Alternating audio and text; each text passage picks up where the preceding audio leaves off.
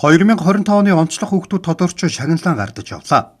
2025 онд үндэсний болон олон улс төв дэлхийд оюун ухаан, сурлаг, урлаг, уран бүтээл, спорт, байгаль хамгаалалт, эх орны түүх, соёл, өв уламжлал, хүмүүнлэг инэрэнгүй, сайн үлс, хүүхдийн оролцооны байгууллагын манлайлагч хүүхэд, техник сэтгэлгээ, багийн амжилт гэсэн 18 нацад үндэсний хэмжээнд 1263 хүүхэд өрсөлдөж, онцгой амжилт гарган эх орныхоо нэрийг өндөр түргэн үе тэнгийнхнээ манлайлсан 72 хүүхэд 2025 оны онцлог хүүхдээр шалгарчээ.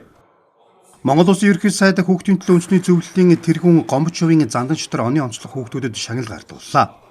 Хүүхдийн төлөө үндэсний зөвлөл гэр бүл хөдөлмөр нийгмийн хамгааллын яам, засгийн газар хэрэгжүүлэгч агентлаг хүүхэд гэр бүлийн хөгжил хамгааллын ерхий газраас оны онцлог хүүхэд шалгаруулах ёслолыг 33 дахь жилдээ зохион байгууллаа.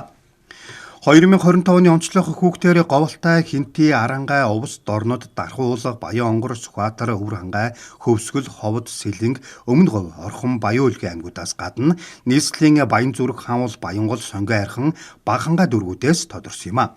Үүнээс онцлон байгаль хамгаалал, эрүүл аюулгүй орчин намнацад нийслэлийн 28 дугаар сургуулийн сурагч Баяр сайхны Анунго, Сэлэнг аймгийн Шамар сумын сургуулийн сурагч Инх болдын Жаргал, Дархуул аймгийн Дархан Эмпати сургуулийн сурагч Гэрэлт одын Төгс Баясгалант нар тодорсон.